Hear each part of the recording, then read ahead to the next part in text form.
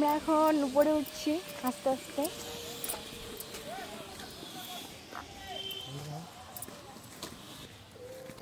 আমরা এখন চলে এসেছি, এখন রাজপাটের প্রায় সামনে।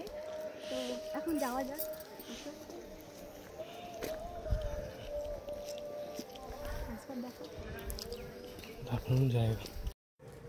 আজকে হচ্ছে মহাপঞ্চমী 2025-এ।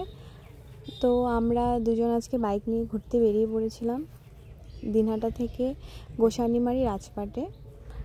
আর এখন আমি উপরে উঠছি।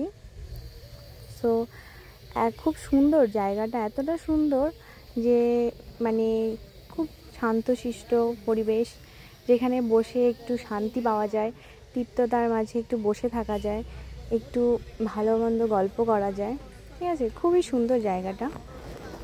তো সন্ধ্যা রাজপাট যেমন আলো, কেনাকাটা, জমজমাট ভিড়ের দৃশ্য। সন্ধ্যা নামতেই রাজপথ ঝলমল করে ওঠে, রাস্তার দুপাশে আলো জ্বলে ওঠে, বাজার ভরে যায় ক্রেতাদের ভিড়ে। বন্ধুদের আড্ডা, পরিবারের কেনাকাটা, সব মিলে রাজপথ যেন দিনহাটার উৎসব মুখর কেন্দ্র। দিনহাটার প্রাণকেন্দ্র হিসেবে রাজপথ। কেন এই রাস্তা গুরুত্বপূর্ণ? শহরের সঙ্গে এই সম্পর্ক বোঝায়।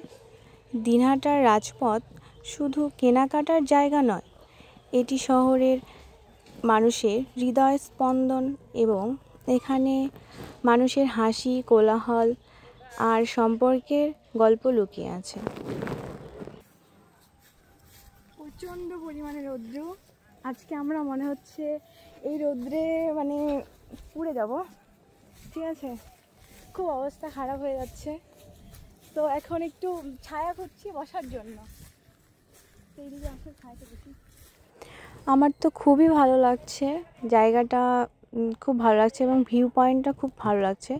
যদি দিনহাটায় আসার সুযোগ পান তবে একবার অবশ্যই ঘুরে দেখুন রাজপথ।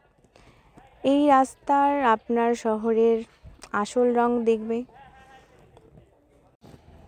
আজকের ব্লগ যদি ভালো লেগে থাকে তাহলে অবশ্যই লাইক, কমেন্ট আর সাবস্ক্রাইব করবেন। আগামী ব্লগে আবার দেখা হবে নতুন কোনো এক জায়গা নিয়ে। রাজার আমলে এইটা হচ্ছে রানীর কুয়ো ছিল, পুকুর নয়, কুয়ো ছিল। তো এখন এগুলো কোনো কিছু ইউজ করা হয় না, এবং কুয়োতে এখন জলও নেই, শুধু পাথর এখন আছে।